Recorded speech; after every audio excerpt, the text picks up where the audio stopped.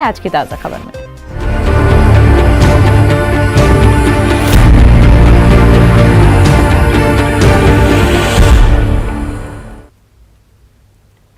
Supreme court ने शहरियत तरमीमी कानून के खिलाफ एहतजाज करने वाले लोगों को बाजियाबी के नोटिस भेजने पर उत्तर प्रदेश हुकूमत पर सख्त नुक्ताचीनी की है। सुप्रीम कोर्ट ने यूपी हुकूमत की सरजनिश करते हुए हिदायत दी है कि यूपी हुकूमत को आखिरी मौका दिया जा रहा है। अगर इस कार्रवाई को फौरी वापस नहीं लिया गया तो कानून की खिलाफ वर्जी करने वाले इस इकदाम को मनसूख कर दिया जाएगा। सुप्रीम कोर्ट ने अपने तबसरे में कहा कि दिसंबर 2019 में शुरू की गई ये कार्रवाई अदालत के वज़े करदा कानून के खिलाफ है और इसकी इजाजत नहीं दी जा सकती है। अदालत ने कहा कि उत्तर प्रदेश हुकूमत ने खुद मुल्जिमीन की जायदादों को जब्त करने की कार्रवाई के लिए शिकायत कुनंदा, जज और प्रोसिक्यूटर के तौर पर काम किया है। अदालत ने कहा कि कार्रवाई वापस लें वरना हम इस अदालत के वज़े करदा कानून की खिलाफ वर्जी पर इसे मनसूख कर देंगे। सुप्रीम कोर्ट में मामले की अगली समाअत 18 फरवरी को होगी। वाज़ेह रहे उत्तर प्रदेश में सीएए और एनआरसी की मुखालिफत में जबरदस्त एहतजाजी मुजाहिरे हुए थे। इस दौरान पुलिस और एहतजाजियों में कई मरतबा झड़प भी हुई थी। मजीद तफसील हासिल करेंगे, हमारे नुमाइंदे सुशील इस वक्त हमारे साथ जुड़ गए हैं। सुशील, बेहद अहम जो अहकाम है सुप्रीम कोर्ट का वो सामने आया है, ऐसे में अब उत्तर प्रदेश हुकूमत कितनी जल्दी इस पर तामील करेगी? जी देखिए, साफ तौर से सुप्रीम कोर्ट ने जो नाराजगी जाहिर की है उस नाराजगी के बाद निश्चित रूप से उत्तर प्रदेश सरकार को इस मामले में बड़ा स्टैंड लेना पड़ेगा। हालांकि इस पूरे मामले में गरिमा प्रसाद जो फिलहाल स्टैंडिंग काउंसिल रही हैं यूपी की, उनकी तरफ से कहा गया है कि इस पूरे प्रकरण को लेकर वो अब इंस्ट्रक्शंस लेंगी। लेकिन साफ तौर से सुप्रीम कोर्ट ने ये कहा है कि जब ऑलरेडी इस मामले में सुप्रीम कोर्ट ने पहले आदेश जारी किया है कि जो पुराना कानून है उस कानून के तहत जिन तमाम लोगों को नोटिस जारी किए गए हैं उनको वापस लिया जाए। ऐसे में कुछ ऐसे लोगों को भी नोटिस जारी की गई है जिनकी उम्र 94 साल है।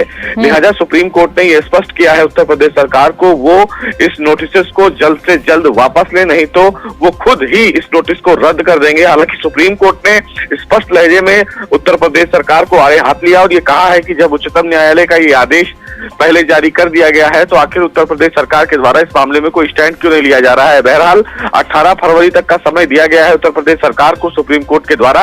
18 फरवरी से पहले सुप्रीम कोर्ट ने कहा है कि जो भी नोटिस जारी किए गए हैं उनको वापस लिया जाए और इसकी तामील हो। अब ये देखना बेहद अहम होगा कि जब 18 फरवरी को सुप्रीम कोर्ट में इस मामले की अगली सुनवाई की जाएगी तो उस दौरान उत्तर प्रदेश सरकार के द्वारा क्या कुछ चीजें कही जाती हैं, क्या वो तमाम जो नोटिस जारी किए गए हैं सीएनआरसी के दौरान जो तमाम लोगों के खिलाफ उत्तर प्रदेश सरकार ने नोटिस जारी किया है उसको लेकर या फिर उनकी तरफ से कुछ नया तथ्य पेश करके इस मामले को और आगे बढ़ाया जाता है। बिल्कुल, जिस तरीके से सुशील पांडे ये साफ हो जाता है, जिस तरीके से सुप्रीम कोर्ट ने हुक्म दिया है कि हुकूमत को ये फैसला वापस लेना होगा क्योंकि अगली कार्रवाई में हो सकता है अगर यूपी हुकूमत कुछ तजवीज पेश करे तो सुप्रीम कोर्ट इस एकदम को रद्द ही कर दे।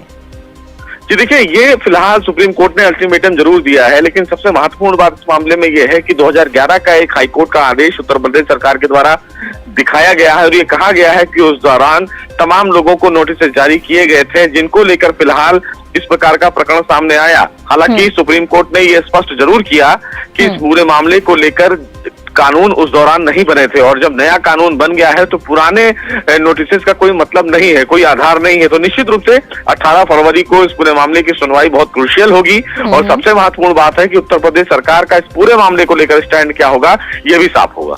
बिल्कुल, उत्तर प्रदेश का स्टैंड देखना है इसलिए भी अहम हो जाएगा क्योंकि इलेक्शन को भी मद्देनजर रखा जाएगा। सुशील, हमसे बात करने के लिए बेहद शुक्रिया।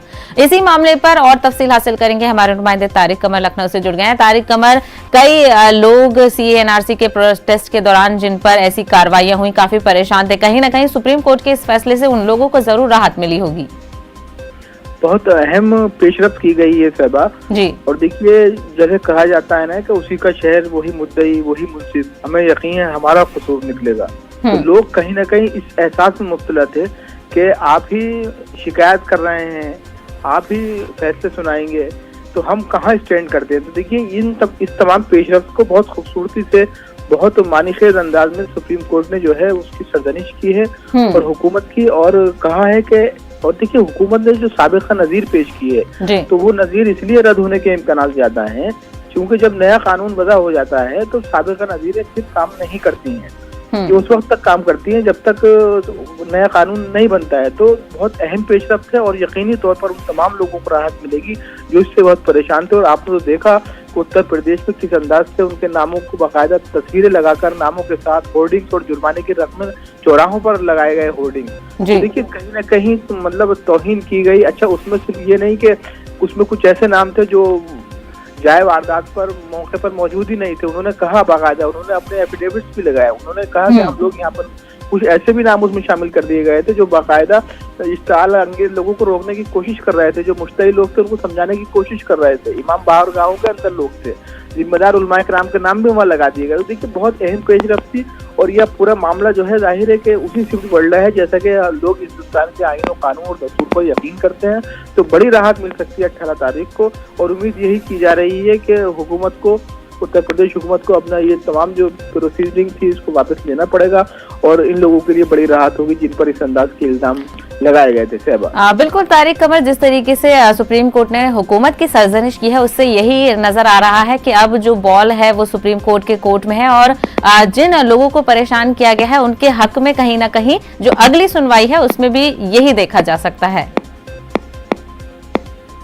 बिल्कुल, देखिए जाहिर है कि अगली सुनवाई पे ये तय हो जाएगा कि किस अंदाज से लोगों को राहत मिलेगी, कितनी राहत मिलेगी या कुछ और कोई पेशरफ्त हुकूमत उत्तर प्रदेश की जानिब से की जाती है। हालांकि इसके इम्कानात बहुत कम है क्योंकि जिस अंदाज के अहकाम सुप्रीम कोर्ट की जानिब से जारी किए गए हैं उनको तो देखकर यही लगता है कि फिलवक्त हुकूमत को वापस होना पड़ेगा और मतलब ये तमाम केसेस जो हैं ये विड्रा करने पड़ेंगे क्योंकि ये जो जबान इस्तेमाल की गई है वो अपने आप में ये इशारे दे रही है कि हुकूमत ने जो कुछ किया वो शायद कानून की रोशनी में गैर मुनासिब था और जो नज़ीर पेश की गई तो वो भी इसलिए रद्द हो जाएगी कि उस वक्त तक नया कानून वज़न नहीं हुआ था।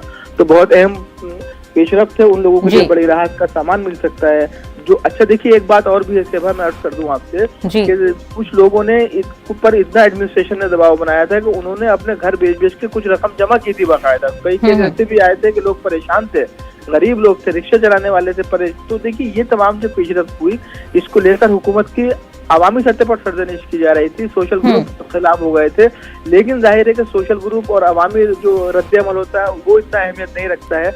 सुप्रीम कोर्ट बहरहाल सुप्रीम कोर्ट है तो अब इसके बाद तो हुकूमत कहीं ना कहीं अपने कदम वापस लेने। बिल्कुल, सीए के दौरान जिस तरीके से एहतजाज हम सब ने देखा था, काफी लोगों को इस परेशानी का सामना था, ऐसे में ये जो पेशरफ्त सुप्रीम कोर्ट के सामने आई है काफी अहम होगी। अब अगली सुनवाई भी देखना। तारिक कमर हमसे बात करने के लिए बेहद शुक्रिया। रुख करेंगे बड़ी खबर का। जम्मू कश्मीर से इस वक्त की बड़ी खबर आ रही है। आपको बता दें रफियाबाद में कुछ मिलिटेंट गिरफ्तार किए गए हैं। सिक्योरिटी फोर्सेस की मुश्तरका कार्रवाई सरकारी तौर पर अभी तस्दीक होना बाकी है। तो जम्मू कश्मीर से इस वक्त की अहम खबर आपको बता दें, रफियाबाद में कुछ मिलिटेंट गिरफ्तार किए गए हैं। सिक्योरिटी फोर्सेस की मुश्तरका कार्रवाई के दौरान ये मिलिटेंट गिरफ्तार किए गए हैं। हालांकि ये कितने मिलिटेंट हैं और क्या इनकी तस्दीक है, इस हवाले से अभी जानकारी आना बाकी है। तो जम्मू कश्मीर के रफियाबाद से इस वक्त की अहम खबर, मिलिटेंट गिरफ्तार किए गए हैं। रफियाबाद में कुछ सिक्योरिटी फोर्सेस ने मुश्तरका कार्रवाई करते हुए कुछ मिलिटेंटों को गिरफ्तार किया है। हालांकि जो मजीद तफसील है, डिटेल्स है, वो अभी इस मामले में आनी बाकी है, तस्दीक होनी बाकी है सिक्योरिटी फोर्सेस की तरफ से।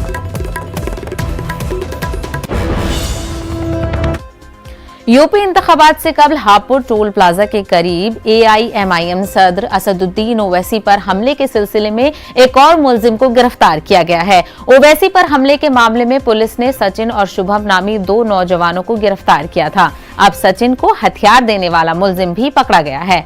हापुड़ पुलिस ने मेरठ के रहने वाले उत्तम को गिरफ्तार किया है, जिसने AIMIM सदर असदुद्दीन ओवैसी पर फायरिंग केस के अहम मुलजिम सचिन को हथियार और गोला बारूद फराहम किया था। अब पुलिस उससे पूछताछ कर रही है। 3 फरवरी को AIMIM सदर असदुद्दीन ओवैसी जब इंतखाबी मुहिम से दिल्ली लौट रहे थे तब उनकी गाड़ी पर 2 नौजवानों ने हमला किया था। वो किठौर से एक इंतखाबी रैली से खिताब करने के बाद दिल्ली वापस लौट रहे थे। 3 फरवरी को सचिन और उसके साथियों ने पिलखवा कोतवाली इलाके के छजारसी टोल पर MIM असदुद्दीन ओवैसी को बेखौफ तरीके से नुकसान पहुंचाने की नीयत से गोली चलाई थी। हालांकि वो अपने मंसूबे में कामयाब नहीं हो सके। गोली ओवैसी की गाड़ी की खिड़की से लगी थी। तो पूरा मामला हमने आपको दिखाया था कि किस तरीके से ये पूरा वाकया पेश हुआ था और इसमें क्या कुछ पेशरफ्त की गई थी। हमारे नुमाइंदे तंजीर अंसार इस वक्त हमारे साथ जुड़ गए हैं। तंजीर, एक अहम मुलजिम जिसने पिस्तौल फराहम की थी सचिन को, वो पकड़ा गया है, तो बड़ी कामयाबी इस केस में अब नजर आ रही है। जी बिल्कुल साहिबा, देखिए जिस तरह से ये वाकया पेश आया और उसके फौरन बाद ही सचिन और शुभम को गिरफ्तार किया था पुलिस ने। सचिन को पकड़ा गया था और शुभम खुद थाने में जाके सरेंडर हो गया था और उसके बाद से ही पूछताछ चल रही थी।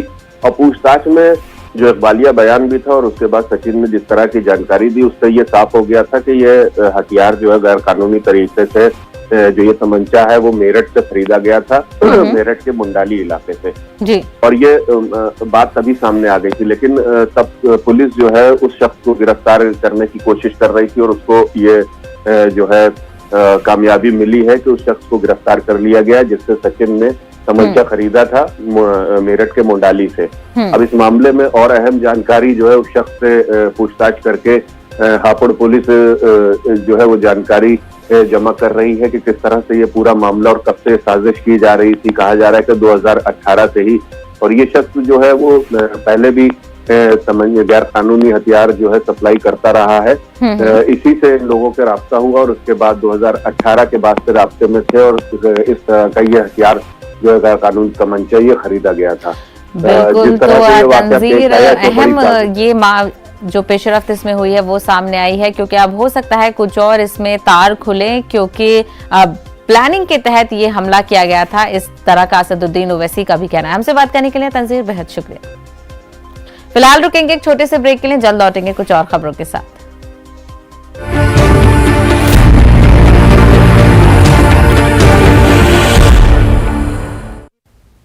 ब्रेक के बाद आपका खैर मकदम है। कर्नाटक में हिजाब तनाज़ा के पेश नजर रियासती हुकूमत ने तमाम डिग्री कॉलेजेस, यूनिवर्सिटीज और प्रोफेशनल कोर्सेज के इदारों को 16 फरवरी तक बंद करने का हुक्म दिया है।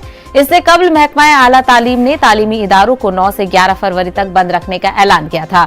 इस हवाले से गुज़िश्ता रोज वज़ीर आला बोमोई ने सदारत में एक मीटिंग हुई जिसमें पीर से रियासत में 9वीं और 10वीं जमात की क्लासेस खोलने के हवाले से हिदायत जारी की गई। स्कूल्स खोलने के हवाले से सीएम ने कहा कि किसी भी नाखुशगवार वाक़े से बचने के लिए एहतियाती तदाबीर इख्तियार की जाएं। एसपीओ और डीसी हसास इलाकों में का दौरा करें और इस बात को यकीनी बनाएं कि कोई नाखुशगवार वाक़या पेश न आए। वज़ीर आला ने यह भी कहा कि डीसी, एसपीज और डीडीपीआई स्कूल्स प्रिंसिपल, असातिज़ा, वालिदैन और स्कूल मैनेजमेंट बोर्ड के साथ मुसलसल राब्ते में रह रहे हैं। दूसरी तरफ जुमे को सुप्रीम कोर्ट में कर्नाटक हिजाब तनाज़ा की 2 बार दोबारा समाअत हुई। दायर दरख्वास्तों में फौरी समाअत की दरख्वास्त की गई थी जिसे सुप्रीम कोर्ट ने मुस्तरद कर दिया। कोर्ट ने तबसरा करते हुए कहा कि कर्नाटक में हो रही पेशरफ्त और हाई कोर्ट में की जा रही समाअत पर नजर रखी जा रही है। कर्नाटक के उडुपी से शुरू हुए हिजाब पर पाबंदी की मुखालिफत की लहर पूरे मुल्क में फैलती जा रही है। अलीगढ़ से लेकर महाराष्ट्र के मालेगांव तक मुस्लिम खवातीन ने हिजाब की हिमायत में मुजाहरे किए। बुर्का पहनकर मुजाहरे में शरीक खवातीन ने बैनर्स और पोस्टर्स उठाकर हिजाब की हिमायत की थी। खवातीन ने कहा कि हिजाब हमारा हक है, हम इसे नहीं उतारेंगे। वहीं हिजाब पर पाबंदी का मामला तूल पकड़ता जा रहा है। बैरून ममालिक में भी पाबंदी पर नाराजगी का इजहार किया जा रहा है। इस सिलसिले में अमरीकी सफीर बराए मजहबी आजादी रशाद हुसैन ने ट्वीट किया है। अपने ट्विटर हैंडल पर उन्होंने लिखा है कि हिजाब पर पाबंदी मजहबी आजादी की खिलाफ वर्जी है। मजहबी आजादी में लिबास का इंतखाब भी शामिल है। उन्होंने कहा कि स्कूलों में हिजाब पर पाबंदी मजहबी आजादी की खिलाफ वर्जी है।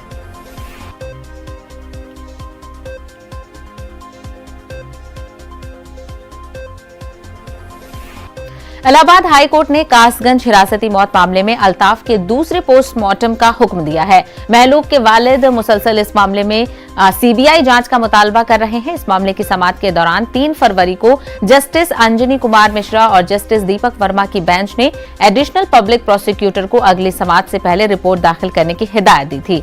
अल्ताफ 9 नवंबर 2021 को थाने में मुर्दा पाया गया था।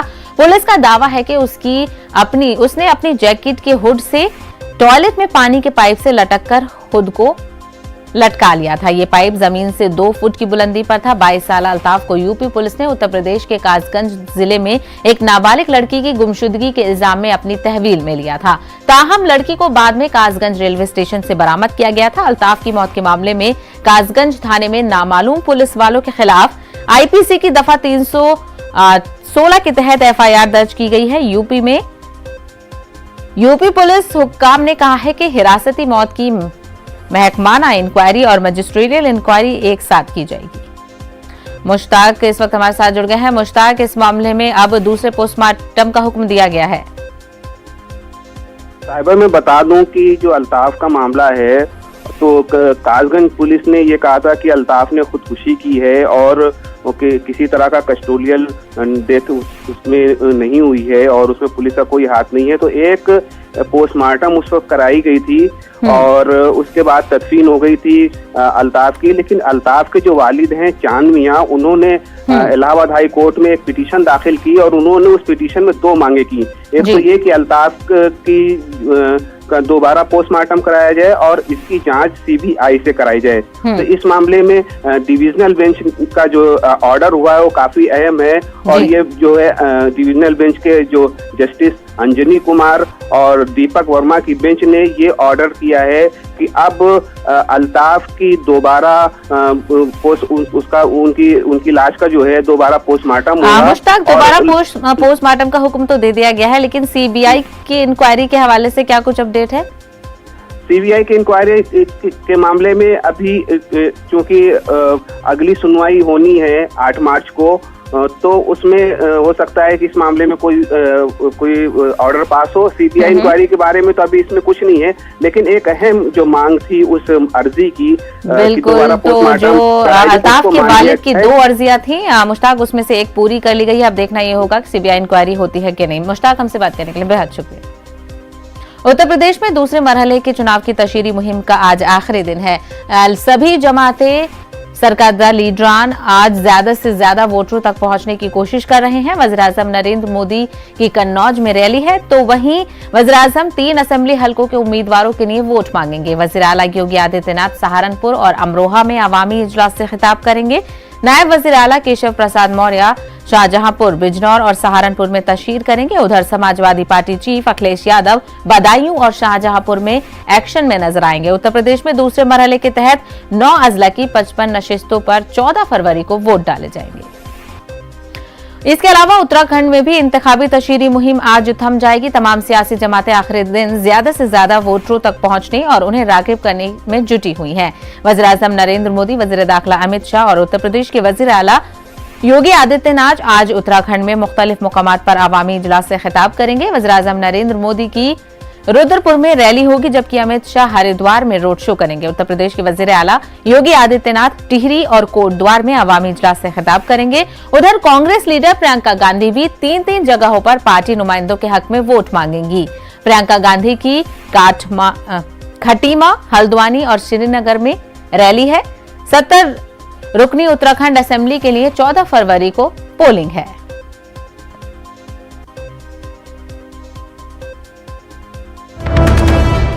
तो इस वक्त की बड़ी खबर आपको बता दें, हिंद चीन सरहदी तनाज़ा पर वज़ीर ख़ारजा एस जयशंकर का बयान सामने आया है। चीन ने तहरीरी मुआहदे की खिलाफ वर्जी की है। 2020 में सरहद पर फौज जमा न करने के मुआहदे की खिलाफ वर्जी की। तहरीरी मुआहदे की खिलाफ वर्जी आलमी बिरादरी के लिए तशवीशनाक। तो बेहद अहम खबर हिंद चीन तनाज़ा के हवाले से आपको बताते हैं। हिंद चीन सरहदी तनाज़ा पर वज़ीर ख़ारजा एस जयशंकर का बयान सामने आया है। मज़ीद तफसील हासिल करेंगे, हमारे नुमाइंदे शैलेंद्र इस वक्त जुड़ गए हैं। शैलेंद्र, बेहद अहम बयान ये माना जा सकता है?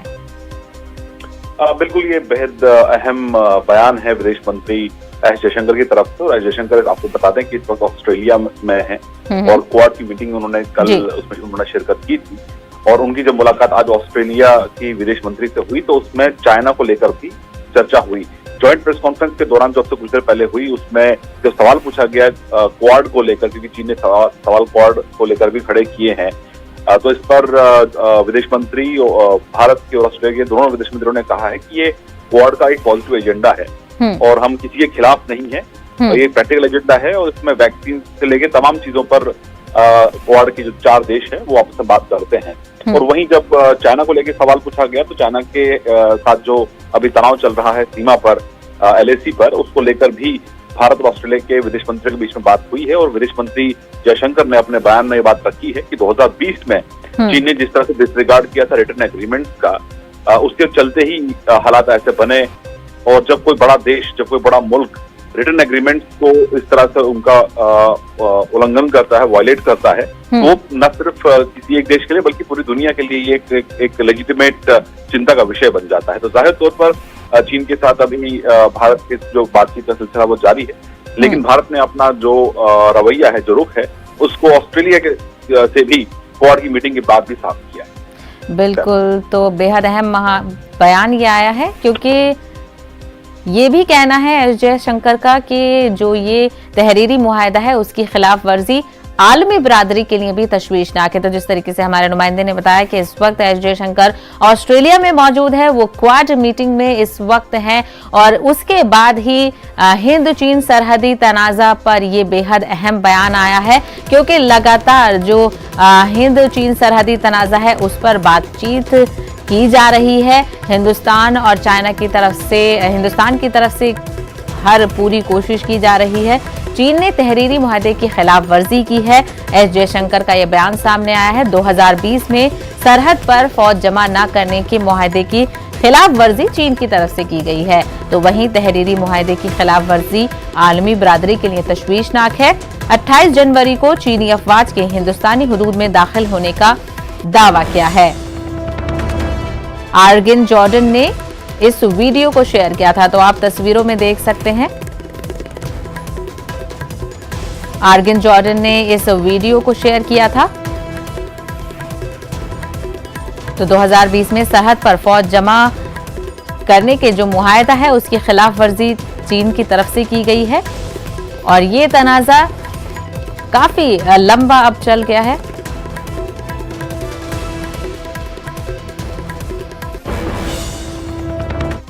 आज के ताज़ा में खबर में फिलहाल इतना ही। दीजिए इजाजत। आदाब।